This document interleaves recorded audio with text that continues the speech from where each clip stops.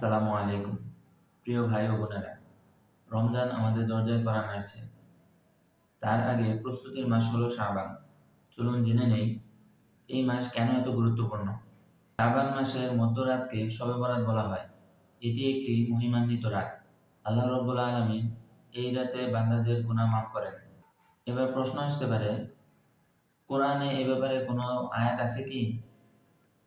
আল্লাহ রাব্বুল আলামিন সূরা দুখানের ৩ ও ৪ নম্বর আয়াতে বলেন, আমি কুরআন নাজিল করেছি এক বরকতময় রাতে।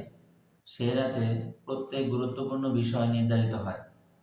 অনেক উলামায়ে কেরাম বলেন, আল্লাহ রাব্বুল আলামিন সেই রাত দ্বারা শবে বরাতের রাতকে বুঝাইয়াছেন। কিন্তু অধিকাংশ উলামায়ে কেরামের মতে এই রাত দ্বারা শবে কদর উদ্দেশ্য। সুতরাং শবে বরাত সম্পর্কে সরাসরি কুরআনে উল্লেখ না থাকলেও হাদিসে স্পষ্টভাবে এর ফজিলত উল্লেখ করা হয়েছে। রাসূল সাল্লাল্লাহু আলাইহি ওয়াসাল্লাম বলেন, আল্লাহ রাব্বুল আলামিন শাবানের মধ্যরাতে সমস্ত সৃষ্টির দিকে দৃষ্টি দেন এবং মুশরিক ও বিদ্বেষ পোষণকারী ছাড়া সকলকেই মাফ করেন। সুতরাং হাদিস দ্বারা শবে বরাতের ফজিলত স্পষ্ট প্রমাণিত। এবার অনেকের মনে প্রশ্ন থাকে যে এই রাতে আমরা কি আমল করব। কিছু আমলের কথা ধারাবাহিকভাবে বলার চেষ্টা করব ইনশাআল্লাহ। ১ নাম্বার, নফল নামাজ পড়ব। দ্বিতীয়, ইস্তেগফার, আল্লাহ তাআলার কাছে নিজের গুনাহের জন্য বেশি বেশি তওবা করব এবং ১৫ শাবানে নফল রোজা রাখব। রাসূল সাল্লাল্লাহু আলাইহি ওয়াসাল্লাম শাবান মাসে রমজানের পর সবচেয়ে বেশি রোজা রাখতেন। হযরত আয়েশা রাদিয়াল্লাহু তাআলা আনহা থেকে বর্ণিত, তিনি বলেন, আমি রাসূল সাল্লাল্লাহু আলাইহি ওয়াসাল্লামকে শাবানের তুলনায় অন্য মাসে এত পরিমাণ রোজা রাখতে দেখিনি। প্রিয় ভাই ও বোনেরা, শাবান মাসে নফল রোজা রাখার মাধ্যমে অনেকগুলো ফায়দা আছে। তার মধ্যে যেমন শরীর ও মন রমজান মাসের জন্য প্রস্তুত হয়, গুনাহ থেকে দূরে থাকার অভ্যাস তৈরি হয়, রমজান মাসে রোজা রাখা সহজ হয়ে যায়। যে ব্যক্তি শাবান মাসে রোজা রেখে কিছুটা অভ্যস্ত হয়ে যায়, রমজান মাসে রোজা রাখা তার জন্য কষ্টকর হয় না।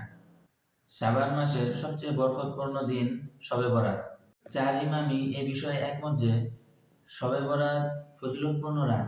এই রাতে ব্যক্তিগত ইবাদত ও আমল করা জায়েজ ও উত্তম। শবে বরাত রহমত ও ক্ষমার রাত। তাই দোয়া ও তওবার মাধ্যমে এই রাতকে কাজে লাগান। তবে কিছু কাজ আছে যেগুলোকে আমরা জরুরি মনে করে করি, কিন্তু সেগুলো বেদাতের অন্তর্ভুক্ত। সেগুলো পরিত্যাগ করতে হবে। আর তা হলো শবে বরাতের রাতে নির্দিষ্ট সংখ্যা নির্ধারণ করা, যে ১০০ রাকাত নামাজ পড়তে হবে, ৫০ রাকাত নামাজ পড়তে হবে, এরকম নির্দিষ্ট কোনো নামাজের কথা হাদিস ও কোরআন দ্বারা প্রমাণিত নেই।